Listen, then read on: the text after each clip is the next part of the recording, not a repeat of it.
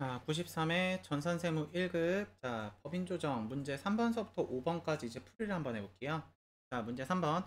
업무용 승용차액인데, 업무용 승용차가 이제 올해서부터 K랩 프로그램인 시험용 프로그램에 교육용 프로그램이죠. 이게 추가가 됐어요. 그래서 이제 문제 한 번이 나올 거는 같았는데, 안타깝게도 요번에 전산세무 1급 수업할 때 학생들한테 이 부분이 나올 것 같다라고 얘기를 못 해줬어요, 사실. 그래서 제가 시험 본 학생들한테는 저한테 오프라인 수업 듣고 시험 본 학생한테는 조금 죄송하고요. 아무래도 신경을 좀 더 써줬으면은 아마도 맞출 수 있지 않았을까라는 생각이 조금 아쉬움이 있습니다. 일단 업무용 승용차 조정은요, 크게 3단계로 나뉘어요. 그래서 1번은 뭐냐면은 감가상각비를 계산하셔야 돼요. 그래서 이제 업무용 승용차 같은 경우는 감가상각비가 신고 조정으로 5년 동안 상각을 하거든요. 되셨죠? 그래서 이 얘기를 이제 하나 하셔야 되고, 그러고 이 이제 상각은 2016년도부터 하는 거예요, 원래는. 물론 이제 올해는 2020년이니까 문제가 나오신다면 그냥 바로 상각하시면 될 거라 생각하고, 다음 그리고 지금 현 문제는 렌트기 때문에 1번은 이제 계산하시는 게 아니에요.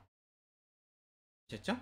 다음 그리고 2번 같은 경우는 전체 세법상 지출 비용 중에 업무 무관 비율을 곱해서 업무 무관 비용을 계산하시는 게 이제 두 번째예요. 그래서 요거 같은 경우는 조정을 내실 때 상여 등으로부터요. 상여일 수도 있고 뭐 배당일 수도 있고 여러 가지일 수도 있습니다. 지금 같은 경우는 대표이사니까, 문제가 대표이사니까 만약에 이 금액이 있으시면은 상여라고 처리가 될 거고요. 다음 그러고 여기에서 이제 두 가지가 있는데 세부적으로 일단 운행일지를 작성을 하는지 되셨죠? 그리고 두 번째는 운행일지를 작성 안 하는지에 따라 나뉘어요. 그래서 이제 운행일지를 작성한다면 그냥 키로수로 가시면 되고, 운행일지를 작성 안 하셨으면 이제 비용 가지고 계산을 하셔야 되는데, 일단 지금은 운행일지가 작성이 돼 있어요. 되셨죠? 다음 그러고 세 번째 같은 경우는 감가상각비 중 혹은 감가상각비 인정금액 중 되셨죠? 감가상각비 인정금액 조금 그런가? 감가상각비 상당액 중에 800만 원을 초과하시는 하는 한도 초과를 계산하셔야 돼요. 되셨죠? 그래, 지금 같은 경우는 1번은 해당이 안 되고 2번과 3번이 해당이 됩니다. 그러고 이제 키로수 얘기가 있는데, 키로수에 회사에 이제 업무용 자동차, 이제 불공 자동차예요. 쉽게 이거 계산을 하는 이제 목적이, 불공 자동차 부분 같은 경우는 회사에서 자동차를 사고 고가의 자동차를 사고 감가상각비를 한 번에 잡아버리게 되면은 비용을 한 번에 몰빵으로 다 잡을 수가 있어요. 그래서 이제 그런 거를 이제 좀 방지하기 위해서 회사의 업무용 자동차 중에 불공제 자동차 부분 같은 경우는 신고 조정으로서 5년 동안만 생각할 수 있다. 이렇게 이제 들어가 있는 거거든요. 그래서 3단계 조정을 거칠 때 이제 출퇴근 거리가 있고, 키로수, 출퇴근 거리가 있고, 그다음에 출퇴근 외인데 이거 보고 판단하시면 안 되고 업무 거리예요. 되셨죠? 이 업무용 자동차에 대해서 출퇴근 키로수를 계산하실 때는 뭐 출퇴근 거리도 해당이 되시고, 다음에 업무 거리도 해당이 되시고, 뭐 기타 이제 업무 목적으로 사용되시는 거리들은 다 해당되신다고 보시면 돼요. 거기까지 되셨죠? 그래서 만약에 이게 출퇴근 외 거리였습니다. 그럼 1000km가 제외인데, 업무 거리라고 적혀 있기 때문에 1000km가 포함이에요. 되셨죠? 그래서 업무 비율 같은 경우는 전체 6000km 중에 단기 총 주행거리가 6000km죠. 그러니까 우리는 6000km에 대해서 업무용으로 탔는데, 출퇴근도 업무에 포함입니다. 요거 계산을 하실 때는. 자, 나누기 전체 6000km시죠. 되셨어요? 아래 것만 보고 판단하는 게 아니에요. 4000km가 총 주행거리라고 분자 자리에다 6000을 갖다 올리시는 게 아닙니다. 아셨죠? 그래서 출퇴근 거리에 업무 거리까지 하셔가지고 더해서 6000km인 거예요. 되셨죠? 그래서 현재 업무 사용 비율은 100%예요. 되셨어요? 그래서 지금 들어가시는 업무 무관 비율이 없는 거예요. 됐죠? 그래서 2번 계산이 안 나와요. 그래서 요번 이제 시험 문제 아마 답안 보셨으면은 조정이 한 개밖에 안 나오셨을 거예요. 몇 번? 한 번 지문만. 되셨죠? 그러고 여기서 이제 감가상각비가 되실 수도 있고 감가상각비 상당액이 되실 수도 있거든요. 이제 3번 같은 경우는 만약에 회사가 지금 문제처럼 렌트가 아니라 실제 자동차를 구입해서 그거를 이제 사용했다라면은 감가상각비에 해당을 하기 때문에 그 부분에 대해서 이제 유보를 잡아주셔야 되는데 지금 같은 경우는 렌트예요. 되셨죠? 그러다 보니까 감가상각비를 잡는 게 아니라 감가상각비에 해당하실 수 있는 임차료 부분에 대해서 계산을 하시는 거거든요. 거기까지 괜찮으시죠? 그래서 그렇게 보시면 되고 여기서도 이제 문제가 조금 아쉬운 게 저는 이제 문제가 처음 출제됐으니까 뭐 이해는 하는데 조금 아쉬운 게 요 대여 캐피탈이라고 나와 있는데 좀 여기에다 이렇게 자동차 대여 사업자입니다 라고 좀 적어줬으면 어떨까 라고 생각을 합니다. 이게 이제 시설 설비를 대여하는 업자하고 다음에 자동차 대여 사업자하고 조금 계산이 다르거든요. 되셨죠? 근데 우리 이제 시험 문제 확정 답안 같은 경우는 대여 캐피탈을 이제 자동차 대여 사업자로 돼 있어요. 그래서 이제 거래처 원장도 제가 찾아보고 했는데 없어요. 대여 캐피탈이. 이제 그래서 거래처 등록 들어가서 거래처에 있나? 그러고 확인도 해봤는데 없더라고요. 그래서 조금 아쉬움이 남습니다. 되셨죠? 그래서 다음에 이제 출제가 된다면은 이런 것도 좀 짚어주시는 게 어떨까 세무사에서 라고 생각을 하고요. 자, 그래서 이제 감가상각비 상당액인데 이 감가상각비 상당액이 우리는 지금 이제 자동차 대여 사업자라고 생각을 하고 제가 설명을 드릴게요. 감가상각비 상당액에 해당하는 금액은 전체 임차료 중에 자동차 대여업자에 대해서는 70%를 인정을 해줘요. 되셨죠? 죄송합니다. 저희 강아지가 뒤에서 킁킁거렸네요. 자, 그래서 다시 감가상각비 상당액에 해당하는 거는 렌트인데 그 이제 사업자, 렌트해주는 사업자가 자동차 대여 사업자라면요. 저 감가상각비 상당액은요. 전체 임차료 중에 70%가 인정이 됩니다. 되셨죠? 그래서 임차료가 매월 200만 원이래요. 그럼 이제 우리 기간 빌린 게 20년도는 1월 1일부터 12월 31일까지 12개월이 전부 인정이 되시겠네요. 그래서 이 자리에 들어가시는 건 200만 원 곱하기 12를 하셔서 2,400만 원이 해당이 되시고요. 되셨죠? 그러고 전체 임차료는요. 2,400인데 그 중에 이제 70%가 해당된다고 제가 설명을 드렸으니까 감가상각비 이제 계산하는 금액에 해당된다 그랬으니까 2,400만 원에 70%를 하시면요 1,680만 원이에요. 1,680만 원이시고 여기에서 800만 원을 초과하시는 나머지 880만 원에 대해서 이게 한도 초과가 되시는 거예요. 되셨죠? 그리고 이 조정은 이제 비용으로 인정되지 않는 금액이니까 전체 임차료 중에 현금불산입 다음에 임차료 부인액 혹은 감가상각비 상당액 부인액 되셨죠? 그래서 이렇게 가시고 다음에 금액은 880만 원이시고 다음 그리고 이 임차료는 누구한테 냈냐면은 상대편이 대여 캐피탈 이제 법인회사예요. 개인 사업자나 법인 사업자에 대해서는 소득 처분을 하실 때 기타 사유 유출이라고 붙여주시면 돼요. 그래서 마지막 게 상대편이 이제 법인 사업자이기 때문에 기타 사유 유출이 됩니다. 되셨죠?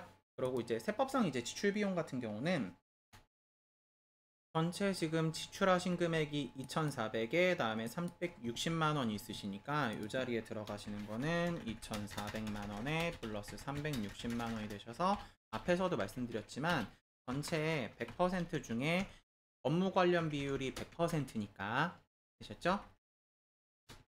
업무 무관 비율은 빵인 거예요. 이해되세요? 그래서 업무 무관 비용은 0입니다. 퍼센트가 제로기 때문에 업무 무관 비율이 그래서 조정은 이제 요거 하나가 뜨실 거예요. 입력을 해보시면 그죠? 자, 그래서 입력을 한번 해보면은 자, 업무용 승용차 관련 비용 명세서 여기 있죠? 자, 요거부터 하셔야 되겠네요. 업무용 승용차 등록이래요. 요것도 이제 안에 들어가서 하실 수 있거든요. 그래서 요게 1번이시고 번호 매겨볼까요? 자, 그러고 업무용 승용차 관리 명세서를 비용 명세서를 작성하고 요게 2번이겠네요. 이렇게 바로 이게 회계 관리 가셔도 되고 아니면 들어가셔도 바로 있거든요. 자, 업무용 승용차 관련 비용 명세 눌러주시고 자, 위에서 업무용 승용차 등록 실행 있으시죠? 자, 클릭해 주시면은 자동차를 이제 등록하실 수 있는 란이 나와요. 그래서 이제 처음 해보시게 되면은 자동차에 대해서 코드를 넣어주셔야 되거든요. 그래서 코드가 1번이래요. 자, 그래서 1번 엔터. 차량 번호는 여기 있죠. 22조에 그다음에 8518 엔터. 차종은 안 나왔어요 지금. 근데 지금 승용차라고 나와 있어서 여기다 그냥 승용차라고 써줄게요. 자, 그러고 고정자산 계정 과목 코드는요, 차량 운반구죠. 자, F2번 차량 운반구 엔터. 다음, 그리고 고정자산 코드명 같은 경우는 이게 어디서 쓰는 건지 뭐 따로 없으시고요.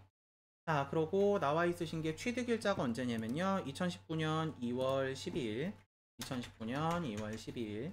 그러고 이게 지금 대표이사가 쓰는 거죠. 그럼 공장 제조 관련된 거 아니니까 6번 판관비 넣어주시고, 사용자 부서 없어요. 자, 직책 대표이사죠. 자, 대표이사 성명 F2번 눌러보시면 없네요. 자, 그래서 후기로 쳐줄게요. 없으니까.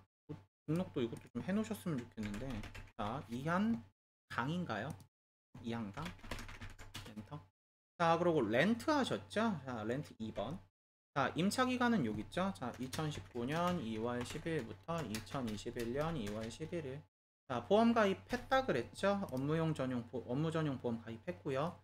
자, 그러고 보험 기간도 지금 딱히 나온 게 없어요. 되셨죠? 보험 기간도 좀 주어주셨으면 어땠을까? 보험 기간이네? 요거 보험 기간이네. 자, 그러면은 요것도 있으시면 치시면 되는데, 자, 2019년 2월 10일, 2021년 2월 11일까지. 요게 이제 보험 기간 및 임차 기간이라고 적혀 있네요. 되셨죠? 그래서 이렇게 쳐줄게요. 자, 그러고 이제 다음에 보게 되면은 운행 기록부를 작성합니까? 운행 기록부를 지금 작성하고 있거든요. 이렇게 키로수로. 그래서 운행 기록부를 작성합니다. 여 맞춰주고요. 전기월 누적 키로수가 18,500이래요. 자, 그래서 18,500을 넣어주고요. 다음 출퇴근 사용 여부가 있으시게 되는데, 출퇴근 사용 여부 같은 경우는 지금 얼마냐면 5,000이래요. 자, 그래서 5,000km를 답니다 라고 적어주시고요. 자, 그리고 여기까지 다 됐죠? 자, 그리고 ESC 한번 눌러주시고, 한 번 더 누르면 이렇게 넘어지죠. 그리고 위에서 세로 블록이 눌러주시면요, 데이터가 들어와요. 되셨죠? 자, 그리고 처음에 보시면요, 총 주행거리가 나와 있으시죠? 총 주행거리는 6,000이었어요. 올해 총 주행거리 6,000. 업무용 사용거리죠? 업무용 사용거리는 아까 출퇴근이랑 업무거리도 포함된다 그랬었죠? 자, 그래서 여기가 6,000. 그럼 사용비율이 100%죠? 취득하신 건 아니죠? 자, 옆에 와서 임차료가 2,400. 자, 그럼 감가상각비 상당액이 뜨시죠? 그래서 아까 제가 얼마 뜰 거라 그랬냐면은 1,680만원 70%뜰 거라 그랬었죠? 자, 그리고 유류비가 지금 얼마 있으시냐면 360만원 있으시네요. 자, 360만원 되셨죠? 그래서 지금 들어가시는 게 100%이기 때문에 사용비율이 100%니까 업무의 사용 금액은 없어요. 이해되시죠? 그래서 안 뜨는 거예요. 100%라서. 그러고 1680만원 중에 800만원을 초과하는 이제 감가상각비 상당액 한도 초과가 지금 얼마 있냐면 880만원 있으시죠. 이렇게. 그래서 여기서 F3을 눌러주시면은 조정이 뜹니다. 되셨죠? 그래서 아래 내려오셔서, 전 F6 누르고 보통 치니까 감가상각비 상당액 되셨죠? 혹은 아니면은 임차처럼 이제 조정하셨으면 임차료 후인액 금액 880만원, 다음에 기타 사유출 6번 엔터까지 넣어서 이제 입력하시는 문제였고요. 사실 요거는 이제 별 생각 없이 치셨으면은 답으로 맞으셨을 수 있을 것 같아요. 생각이 오히려 많았으면은 좀 더 이제 틀리기 쉽지 않았을까 싶은 문제입니다. 자, 그래서 ESC 저장 누르고 원판 나가겠습니다. 자, 다음 아래 내려와서 이제 문제 4번서부터 또 봐볼게요. 자, 문제 4번. 얘는 회계 처리를 제가 옆에다 내는 게 좋겠네요. 자, 4번하고 조금 같이 보면은 4번 세금과공과로 대표이사 개인 차량에 취득세가 들었대요. 자, 그럼 이제 업무 무관 비용이시죠. 그럼 회사는 세금과공과로 비용으로 213만 5천원을 잡았는데, 세법상에선 왼쪽은 회사, 오른쪽은 세법으로 넣을게요. 자, 여기가 회사, 다음에 여기가 세법. 자, 근데 세법상에서는 이게 업무 무관 비용이기 때문에 인정이 안 돼요. 되셨죠? 그래서 회사에서 잡은 비용을 인정 안 했으니까 송금불산입, 다음에 세금과공과에 대한 거 세금 213만 5천원, 다음에 대표이사 같았죠? 4년. 괜찮으시죠? 자, 다음 또 갑니다. 자, 그러고 두 번째, 자, 간주임대료 같은 경우는요, 회사나 이제 세법상에 둘 다 세금과 공과로 인정이 되고요. 다음 세금과 공과 아래 51만 7,200원 마찬가지 이것도 사업용 부동산의 재산세죠. 업무 관련 비용이 맞으니까 인정이 되고요. 다음 그러고 아래 보험료 얘기가 있으시죠? 자, 보험료 같은 경우는 580만 원이신데 이게 7월 1일부터래요. 근데 이게 위에 거랑 좀 아래 거랑 이어져서 올 것 같아요. 아래 보시면 성급 비용에 대한 화재 보험료가 있고 여기도 화재 보험이시거든요. 그래서 전기부터 생각을 해보게 되면은 여기다 이제 전기를 한번 내볼게요. 전기. 회사 전기 거 같은 경우는 회사가 이제 회계 처리 뭐라고 했냐면은 보험료. 저는 날짜 보고 전체 금액으로 생각을 할게요. 520만 원을 잡았고 세법상에서도 보험료 520만 원이 인정이 돼서 이렇게 회계 처리가 됐는데 그럼 결산이 되시게 되면은 당년도에 해당이 안 되는 즉 2019년에 해당이 안 되는 부분은 2019년 해당이 안 되는 부분 같은 경우는 선급 비용으로 결산 뒤집어 주셔야 되잖아요. 근데 이걸 회계 처리 회사가 안 한 거예요. 근데 세법상에서는 선급 비용 같은 경우 신고 조정이기 때문에 회사가 회계 처리를 하지 않아도 세법상에서 세무 조정은 내셔야 돼요. 그래서 260만 원, 다음에 보험료 260만 원 이렇게 들어가시는 게 되는 거예요. 그러면은 회사는 전체 비용이 지금 520만 원이 잡혀 있는데 세법상에서는 비용이 520만 원에서 260만 원을 빼서 260이 잡혀 있겠죠. 이해되세요? 회사에서는 지금 비용을 520을 잡은 거고 다음에 세법상에서는 비용을 520에서 260을 빼서 260을 잡은 거예요. 그러면은 세법상에서 비용을 회사보다 덜 잡았죠. 그러니까 송금불산입이 잡힐 겁니다. 이해되시죠? 자, 그래서 저는 요거 조정 좀 조금 할게요. 여백 조정 좀 하고 여기다 그래서 송금불산입 손불 다음에 전기에 대한 성급 비용에 대한 거 아래다 써야 되겠네요. 성급 비용에 대한 거, 자, 금액 260만 원만큼 유보로 잡혀있던 상태고요. 이게 단기로 넘어오게 되면은 회사는 전년도에 성급 비용으로 잡은 게 없으니까 회계 처리를 안 할 텐데 세법상에서는 당년도에 이제 돌아오시게 되면은 2020년에 해당하시는 보험료 같은 경우는 다시 비용으로 잡아 주셔야 되겠죠. 전년도에 송금불산입 잡아놓은 거.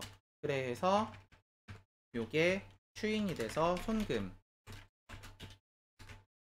전기 선급 비용 260만원 그러고 유보 감소라고 잡아주시는 거예요. 이해되세요? 그래서 전년도께 추인되는구나 라고 생각하셔도 되고요. 현재 회사는 회계 처리를 안 했는데 세법상에선 비용을 더 잡는구나 해서 송금이 잡혀야 되는구나 라고 이해하셔도 어느 쪽으로 보셔도 동일합니다. 되셨죠? 자, 다음 그러고 단기에 이제 회사가 보험료로 지금 얼마 잡았냐면요 580을 잡았어요.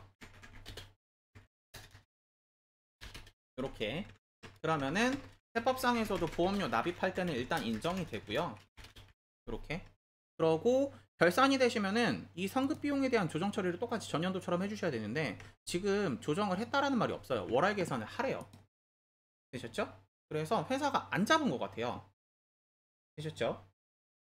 자, 그러고 혹시 모르니까 제가 한번 장부를 열어서 한번 확인 한번 해보면은 이 보험료가 보험료 잡혀 있는 게 없죠. 지금 눈으로 이렇게 쭉 한번 써보면은 보험료가 이제 580만 원으로 그냥 손익으로 대체돼 버렸거든요. 손익이래 제조 원가로 대체돼 버렸거든요. 그래서 선급 비용 잡은 게 안 보여요. 이해되시죠? 선급 비용 지금 잡혀 있는 게 안 보이거든요. 없죠? 그래서 이 부분에 대해서 회사는 회계 처리를 하지 않았구나. 제가 말 설명해 드렸던 것처럼 그래서 결산이 돼서 회계 처리를 하지 않았고 세법상에서는 선급 비용으로 내년에 해당하는 금액에 대해서 신고 조정이기 때문에 잡아야 되는구나. 그럼 이제 내년에 해당하는 게 6개월치죠. 절반이네요. 그러니까 580만 원의 절반이시면은 계산을 한번 해보면은 580만 원에 곱하기 6 나누기 12로 하시면요 290만 원만큼이네요. 자, 그래서 선급 비용으로 290만 원만큼 대변의 보험료 290만 원만큼 그럼 똑같이 위에랑 설명 동일하게 보험료가 580 잡혔는데 세법상에서는 보험료 580에서 290을 빼서 290만 잡혀 있는 상태겠죠. 그래서 세무조정은 송금불산이 선급 비용에 대한 거 290만 원만큼 자산 차이가 발생합니다. 그래서 유보라고 잡아주시면 되고요. 자, 다음 그러고 또 이제 아래 내려오시게 되면은 이자 수익 얘기가 있으시죠? 국세 환급금에 대한 이자라고 적혀 있으시게 되네요. 국세 환급금에 대한 이자 같은 경우는 원래 나라가 정상적으로 이제 환급해야 되는 금액이 있을 때 정상적으로 돌려주시면 이제 없는데 그 돌려주는 기간을 조금 늦게 주시게 되면은요, 나라가 이자를 붙여서 환급을 해줘요. 되셨죠? 근데 그 이자를 붙였다라는 것 자체가 국세 환급금에 대한 이자면은 잘못해서 이제 주는 개념이거든요. 나라가 환급을 제때 안 해줘서. 그래서 회사가 현재 돈을 돌려받아서 대변의 이자 수익으로 회계 처리를 86만 4천 원을 해놨는데, 이거를 세법상에서 이자 수익을 인정해줘 버리면은 이자 수익 줬다가 야 너 받았지? 아 그래 알았어. 근데 너 그거 법인세로 다시 내야 된다? 가 돼버려요. 이해되세요? 그래서 이 부분에 대해서는 예외적으로 세법상에서 이자로 인정을 하지 않아요. 되셨죠? 환급을 해줬다가 다시 그거를 돌려받았을 때 그 부분에 대해서 잘못해서 돌려줬는데 잘못해서 줘놓고서 야 다시 내놔 이런 상태가 되면 웃긴 상태가 되기 때문에 예외적으로 환급금에 대한 이자 같은 경우는 수익으로 인정하지 않습니다. 그래서 입금불산입이 되고요. 이해되시죠? 어떤 개념이신지? 그래서 이자 수익 부분이 있고요. 다음에 86만 4천 원. 다음에 송금에 들어가실 수 있는 소득 처분은요. 입금불산입 송금 같은 거죠. 소득 처분에 들어갈 수 있는 건 유보 발생, 유보 감소, 기타가 있으시거든요. 근데 이거는 자산 차이는 아니에요. 되셨죠? 회사에 대해서 수익에 대한 차이가 발생했으면 잉여금에 대한 차이가 발생하기 때문에 자본에 대한 차이라서 기타라고 처리를 해주시면 돼요. 되셨죠? 다음 또 갑니다. 자, 그리고 아래 내려오시면요, 지정기부금 한도 초과액이 있으시게 되는데, 지정기부금 한도 초과 같은 경우는 세무조정이 따로 없죠? 되셨어요? 법인세, 과세표준 및 세액조정계산서에 직접 반영하시죠? 그래서 따로 세무조정을 내실 필요가 없고요. 아마 밑에 있을까요? 아, 아래 문제는 따로 이제 별개라서 주진 않았네요. 네, 세무조정은 없습니다. 다음 그러고 아래 내려오시면 재고자산 평가 증 얘기가 있으시죠? 자, 자동 추인 요령이 몇 개가 있어요. 그래서 대표적으로 자동 추인 요령 첫 번째가 뭐가 있냐면은 전기, 대손충당금, 한도 초과고요. 다시 말하지만 요거는 제가 앞에 문제 풀 때도 얘기 드렸는데 대손요건 미비랑은 달라요. 아셨죠? 다음 그리고 두 번째 들어가시는 게 이제 뭐가 있냐면은 재고자산의 평가에 대한 얘기예요. 그래서 재고자산 평가라든가 전기, 대손충당금, 한도 초과 같은 경우는 발생하시게 되면은 다음 연도에 무조건 추인하신다 생각하시면 돼요. 되셨죠? 그래 자동 추인 유형이 두 가지인데, 일단 재고자산 평가 증이래요. 평가 증. 그럼 저거에 대한 생각을 한번 해보게 되면은 전기에 대한 이제 저게 입금인지 송금인지 구분이 안 되시는 분, 회계 처리 생각을 잠깐 해보면은 회사가 재고자산을 잡을 때 제품이래요. 제품이라고 봅시다. 기말 제품을 잡을 때 회사가 얼마로 볼까요? 2배로 그냥 쉽게 계산을 할게요. 540을 잡았는데 세법상에서는 기말 제품을 270으로 본 거예요. 되셨죠? 그럼 이거를 이제 매출원가 개념으로 하셔가지고 접근하셔도 괜찮은데, 그렇게 하시면은 계산까지 생각을 막 해야 되고 이러니까 굳이 그러지 마시고 재무상태표 계정으로 생각을 한번 해보세요. 그러면은 회사의 자산보다 세법상 자산을 덜 잡았죠. 그럼 자산 금액이 줄어야 될 거예요. 그러니까 손금이라고 생각해 주시면 돼요. 줄어들어야 되니까. 그래서 손금이고요. 전년도에 잡았을 때. 그러고 회사가 재고자산을 평가했는데 증가시켜 놨습니다. 이런 얘기예요. 다시 회사가 재고자산을 평가했는데 세법상에 인정되는 금액보다 증가시켜 놨어요 라 그래서 재고자산 평가 증이라고 적은 거예요. 그래서 평가 증 270만원 유보가 잡혀있던 상태고요. 이게 이제 당년도로 돌아오시게 되면요, 유보는 다음 연도가 되면 추인되시 다시 언젠간 추인되시죠. 근데 제가 자동 추인이라 그랬죠. 그럼 다음 연도 되시면 무조건 그냥 추인이라 보시면 돼요. 이해되세요? 무슨 얘기인지? 그래서 다음 연도가 되셨을 때 송금물산이 전기 조금 땡겨서 적어야 되겠네요. 많이 모자랄 것 같아요. 전기 재고자산 평가증 270만원, 다음에 유보 감소 되셨죠? 다음 그러고 이거 말고 이제 또 문제가 많네요. 사실 요번에 전산세무 1급은 조금 문제가 어려운 편이었어요. 제가 학생들한테도 문제가 어려운 편이라고 좀 얘기를 했는데, 자, 건물에 대한 자본적 지출액이 3천만 원이래요. 이것도 송조정이에요, 결국 지금. 그래서 감가상각얘기를 한번 해보게 되면은 건물은 신고를 하든 하셨죠? 신고를 하지 않든 결과적으로 세법상 인정되는 상각 방법은 정해법입니다. 아셨죠? 그러고 지금 3천만 원이 즉시 상각 의제인지 물어봤어요. 되셨죠? 그래서 저거를 이제 보기 위해서 아래 보시면은 취득가액과 되셨죠? 이게 장부상가액이시죠? 장부상 취득가액과 다음에 기초감가상각 노객을 주어줬어요. 이거 왜 주어준 거냐면은 즉시 상각 의제 판단은 즉시 상각 의제 판단은 이제 자본적 지출에 해당하시는 걸 수선비로 쓰시게 되면은 되셨죠? 자본적 지출에 해당하는 금액을 수선비로 썼을 때요. 그러면은 지금 그 계산하신 게 3천만 원 있으시죠? 그럼 그 3천만 원이 둘 중에 큰 금액 이상인지 보시면 돼요. 그래서 어떤 거 큰 금액 이상인지 봐야 되냐면은 재무상태표상 되셨죠? 혹은 장부상 되셨죠? 장부 금액의 5%와 다음에 600만원 이상인지 보셔야 돼요. 되셨죠? 이게 작년까지만 해도 300이었는데 올해서부터 600으로 개정이 됐죠? 아마 저번 시험인가 저저번 시험에 아마 나왔던 걸로 기억이 나는데 이렇게 됩니다. 그래서 지금 장부상 금액이 얼마냐면은 장부상 금액 때문에 준 거예요 지금. 그래서 8억에 마이너스 3억 6천을 하시게 되면 이게 장부상 금액이시거든요. 장부상 장부 금액 취득원가가 아니라. 그래서 요거 판단을 한번 해보게 되면은 줄일까요? 이렇게. 자, 8억에 마이너스 3억 6천을 하신 다음에 여기 곱하기 5%를 하시면요 2200이네요. 그럼 이제 둘 중에 큰 금액의 이상이냐고 물어봤으니까 2200 이상 맞죠? 되셨죠? 그러니까 즉시상각 의제가 맞아요. 이해되세요? 그래서 요 계산을 하시면은 5%까지 하시면 이게 2200이니까 2200 이상이 맞기 때문에 즉시상각 의제가 맞습니다. 거기까지 되셨죠? 자, 그래서 이제 생각을 해보게 되면은 회사는 수선비로 3천만 원을 지출하셨고 되셨죠? 다음에 감가상각비로 감가만 쓸게요. 자, 감비라고 쓸까요? 감가상각비로 얼마를 지출하셨냐면은 2천만 원을 지출하셨어요. 2천만 원. 감가상각비 2천만 원.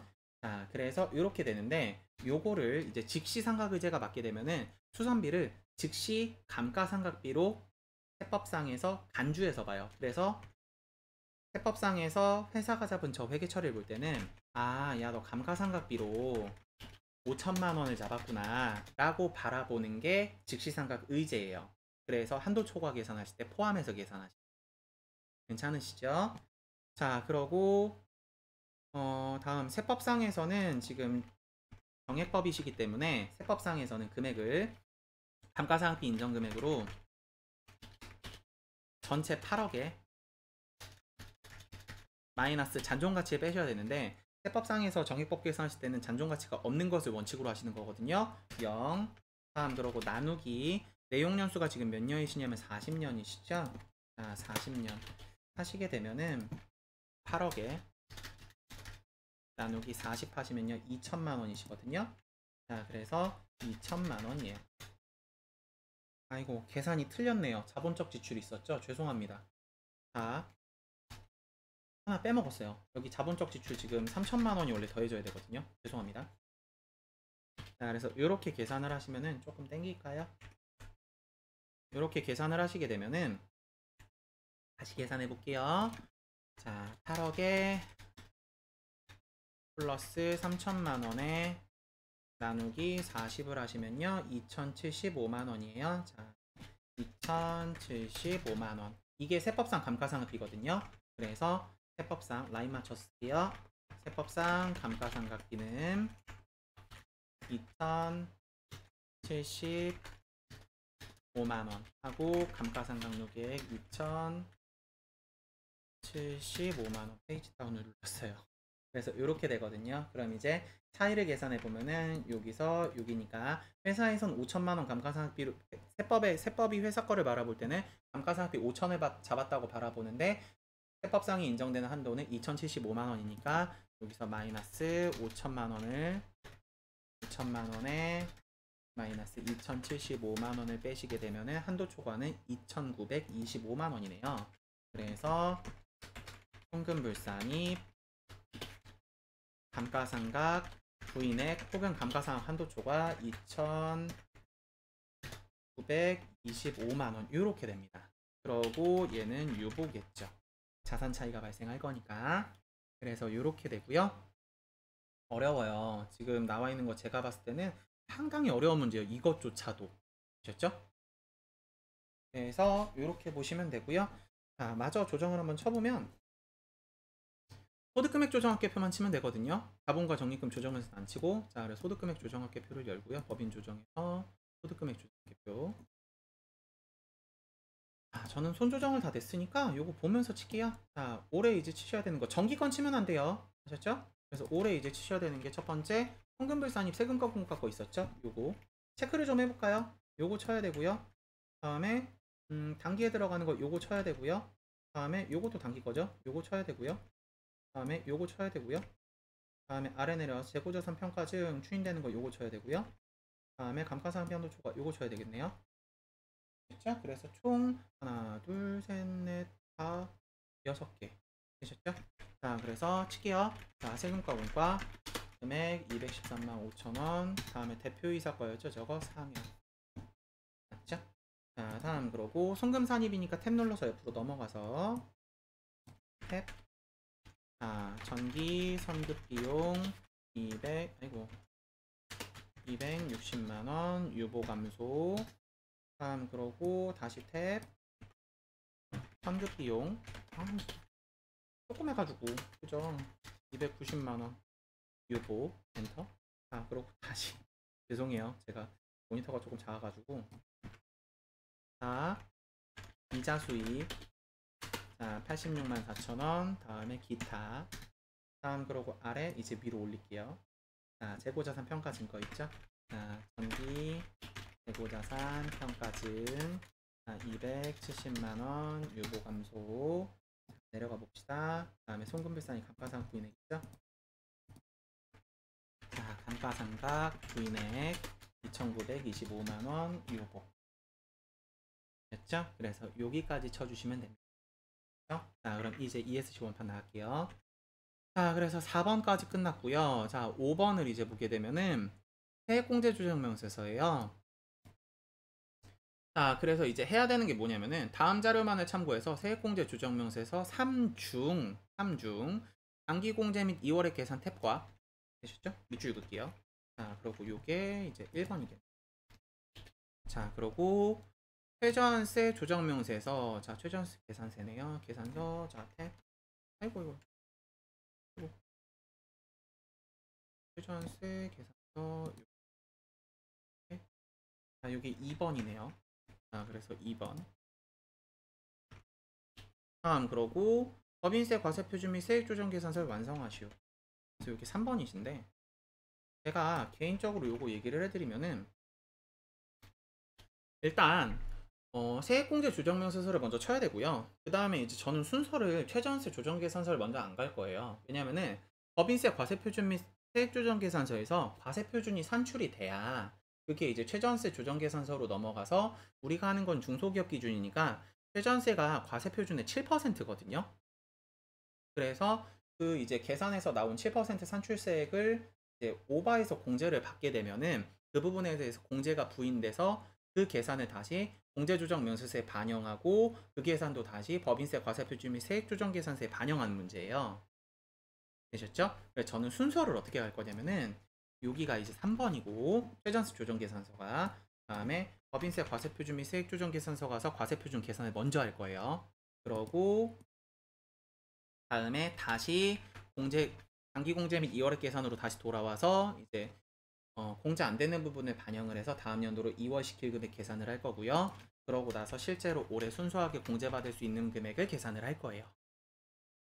이해되시죠? 자, 그러고 이렇게 번호 순서는 이렇게 왔다 갔다 할 거고요. 1, 2, 3, 4, 5순으로 왔다 갔다 할 거예요. 됐죠? 그러고 이 중에서 이제 최저한수 대상인지 아닌지 판단을 하셔야 되는데, 일단 중소기업 특별세액 감면 같은 경우는 최저한수 대상이에요. 되셨죠? 그러고 연구인력 개발비 같은 경우는 최저한수 대상이 아니에요. 다음으로 고용증대 세액공제도 최저한수 대상이시거든요. 근데 전기월이 있고 단기분이 있으시죠? 그래서 요것도 이제 입력하실 때 좀 신경을 쓰셔야 됩니다. 그래서 요 세 가지가 이제 키포인트인데, 요게 이제 헷갈리시면 프로그램에 여기 보면 공제 감면 세액 및 추가 납부세액 합계표가 있어요. 여기 들어가시면 이게 대상인지 아닌지를 판단하실 수가 있어요. 되셨죠? 그래서 여기 보면은 최저한세 배제가 있고 다음에 최저한세 적용이 있으시거든요. 그래서 한번 찾아보시게 되면은 중소기업 특별세액 감면 같은 경우는 요 안에 있으실 거고요. 최저한세 적용 안에 있으실 거고 한번 훑어보시면 되죠? 이게 문제 자주 나오시는 건 좀 외워주시는 게 좋아요. 근데 혹시라도 시험장에 갔는데 돌발적으로 자주 풀던 게 아니라 이제 돌발적으로 만난 문제가 나왔는데 세액 감면인데 이걸 어떻게 이제 최저한수 적용인지 아닌지 모르겠다. 그럼 이제 그때 들어와서 보시란 얘기예요. 되셨죠? 그리고 최저한세 적용 세액공제 여기 있죠? 그래서 고용증대 세액공제 같은 경우는 여기 있을 거고요. 그리고 연구인력 개발비 같은 경우는 앞에 최저한세 배제 파트에 있을 거예요. 근데 요것도 이제 연구인력 개발비 같은 경우도 중소기업이냐 아니냐에 따라 다르거든요. 그래서 중소기업 같은 경우는 배제 안에 들어가 있으실 겁니다. 되셨죠? 그래서 혹시라도 이제 의문사항이 드시면 한번 확인해 보시면 되고, 지금 같은 경우는 가는 문제는 아니에요. 자, 그래서 범인 조정에서 세액공제 조정을 3번부터 갈게요. 자, 클릭해 주시고요. 자, 우리 지금 입력을 단기공제 및 2월의 계산 탭에 입력을 바로 하래요. 그래서 이제 아래 여기다 이제 치는 문제가 아니에요. 세액공제 1번이나 세액공제 2번을 치는 문제가 아니라 이제 단기공제 및 2월의 계산 가서 바로 치는 문제거든요. 그래서 지금 있는 게 첫 번째 연구인력 개발비 세액공제가 있어요. 그래서 F2번 연구인력 개발비 세액공제가 최저한세 제외예요. 아까 제가 말씀드렸다시피 올해 2020년도에 발생돼서 단기분 발생된 게 얼마 있냐면 350만 원이 있대요. 350만 원을 쳐주시고요. 다음 그러고 이제 아래로 내려가셔서 이제 2번 자리로 가셔야 돼요. 자, 2번 자리에 들어가는 게 고용증대 세액공제가 있대요. 자, 그래서 고용증대 다음에 세액공제를 쳐주고요. 아래 내려오니까 고용증대 시킨 여기 있네요. 고용증대 시킨 기업에 대한 세액공제 엔터. 자, 그리고 요게 작년 것도 있고 올해 것도 있죠. 전기 2월액이 있었으니까. 그래 작년 거는 2019년에 발생했겠죠. 그래서 2월 분자리에 2월 된 게 얼마 있었냐면 350만 원 있었어요. 350만 원이 있고 이게 작년에서 올해 2월 됐으니까 1차년도 2월일 거예요. 다음에 아래 내려오셔서 2020년도 단기에 발생한 게 350만 원이 있습니다. 이렇게 쳐줘야 되고요. 이따가 이제 최저한세 계산을 하고 나서 올해 최저한세에 따라서 공제받지 못하는 금액을 쳐줄 거예요. 이해되시죠? 무슨 얘기인지? 자, 다음 그럼 여기까지 됐으면요. 자, 저장을 하시고 원판을 나와주시고요. 자, 그 다음에 이제 어디 가야 되냐면은 법인세 과세표준 및 세액조정 계산서를 가야 돼요. 그래서 법인세 조정 2번을 눌러주시고, 자, 두 번째 보시면 법인세 과세표준 및 세액조정 계산서가 있거든요. 자, 클릭. 자, 그러고 열리시게 되면은 순서대로 이제 치시면 돼요. 자, 뭐 있냐면 당기순이익 있죠. 3억 1250만원. 당기순이익짜리 3억 1250만원. 다음에 입금이 2785만원. 다음에 손금이 1억 1041만 5천원. 1억 1041만 5천원. 다음 그러고 여기에서 나머지 뭐 이제 없고요. 뭐 최저한세 공제 분납이나 또 이건 마지막에 할 거고 원천납부세액이네요. 뭐 지금은 안 쳐도 되는데 전 귀찮으니까 미리 쳐놓을게요. 자, 88만 원 엔터. 자, 그러고 여기까지 됐죠. 자, 그러면은 꼭 나가실 때 저장을 하고 나가셔야 돼요. 됐죠? 자, 저장 눌러주시고, 자, 다음에 원판 나오시고, 그 밑에 보면 최저한세 조정 계산서가 있어요. 이게 이제 3번이죠. 세 번째. 자, 들어가셔서, 자, 위에서 블록을 누르시면은, 얘를 누르시면 들어오실 거예요. 되셨죠? 그래서 이게 혹시나 불러오기 눌렀는데 안 뜨시면은 두 번째 들어갔던 법인세 과세표준 및 세액조정계산서에 저장을 안 누르신 거거든요. 그리고 아까 제가 뭐라 그랬냐면은 중소기업은 세율이 7%라고 그랬죠. 최저한세가. 그래서 지금 보시게 되면은 최저한세 대상이 중소기업 특별세액 감면과 다음에 고용증대 세액공제가 있는데 700만 원은 지금 세액공제 조정면세서를 쳤으니까 지금 들어온 거고요. 지금 중소기업 특별세액 감면 같은 경우 안 쳤으니까 이 자리에다가 519만 7,400원을 쳐주게 되면은 이렇게 조정감이 나옵니다. 이 조정감이라는 게 뭐냐면은 전체 세액공제 중에 못 받는 부분, 다음 연도에 받아야 되는, 즉 2월 해야 되는 부분이고요. 실제로 받을 수 있는 공제 금액은 요만큼인 거예요. 되셨죠? 그래서 저는 입력하기 편하게 좀 적어 놓을게요. 알죠? 여기에다가 조정감 금액 얼마냐면은 230만 5천 230만 5,850원 맞나요? 맞고요. 자, 공제 받을 수 있는 거는 469만 4천, 공제 금액 469만 4천 150원 150원 이렇게 가겠죠. 자, 그럼 이 상태에서 이제 저장 누르고 완판 나와주시고, 다음에 제가 네 번째로 세액공제 조정면서 다시 갈 거라 그랬죠. 세액공제 조정면서 가시고 위에서 단기공제 및 2월액 계산을 누르시고, 자, 그러고 옆으로 이제 넘어가시게 되면은 여기에서 미공제액 있으시죠? 미공제액이 지금 230만 원이시면은 230만 원 이게 미공제액인 거예요. 결과적으로 아까 말씀드렸다시피. 그러면은 지금 결과적으로 첫 번째 2월 된 건 다 공제 받을 수 있다는 얘기고, 그리고 아래 내려오셔서 전체 이제 단기분 350만 원 중에 230만 원 정도를 못 받습니다. 이렇게 봐야 되는 거거든요. 공제를 못 받아요. 그래서 이 자리에 들어가시는 게 230만 5,850원 230만 5,850원 엔터. 그래서 실제로 공제 받으실 수 있는 금액은 350만 원에 119만 4,150원을 더해서 469만 4,150원입니다. 이렇게 계산이 되시는 거예요. 이해되세요? 요 금액하고 요 금액하고 같죠. 그래서 거기까지 되셨으면 이제 저장 누르시고, 자, 원판 나와주시고, 저거는 이제 다음 연도가 되시면 똑같이 이렇게 2월에 쓰셨던 것처럼 2020년 2월분 자리에다 이렇게 가시는 거예요. 자, 그래서 다시 법인조정 2번 가셔서 법인세 과세표준 및 세액조정 계산서에 가시고, 이제 최저한세 적용 대상 공제 감면 세액이 얼마 있냐면은 요 금액에 요 금액까지 더해서 이제 금액이 들어갑니다. 자, 그래서 금액을 한번 더해보면 얼마냐면은 519만 7,400원 플러스 469만 4,150원 엔터. 그래서 들어가야 되는 금액이 989만 1,550원 엔터. 그리고 연구인력 개발비가 얼마 있었냐면은 350만 원 있었죠. 그건 최저한세 적용 제외예요. 350만 엔터. 그러고 분납할 수 있는 금액은 분납을 하라 그랬죠. 그래서 아래 내려오시면은 여기 분납할 세액자를 찍게 되면은 기본적으로 아래 분납할 세액이 뜹니다. 지금은 가산세가 없죠. 근데 세액이 지금 얼마냐면 1,000만 원 정도 되잖아요. 그래서 1,000만 원이 넘어가서 2,000만 원 사이, 1,000만 원서부터 2,000만 원 안쪽에 들어가는 금액은 1,000만 원까지 이제 납부를 하고 그 1,000만 원을 넘어가는 금액을 분납하실 수가 있어요. 가산세는 분납이 안 되고요. 그리고 2,000만 원을 넘어가시면요 50%를 내고 그 외 나머지 50%를 분납하실 수 있거든요. 그래서 지금 뜨시는 금액이 1,000만 원 넘어가는 금액인 171만 5,450원인 거예요. 그래서 이 자리에 뜨니까 입력해 주시면 돼요. 171만 5,450원 엔터. 되셨죠? 그래서 실기풀이는 여기까지입니다. 자, 수고하셨고요. 이론 문제 풀이 때 뵐게요.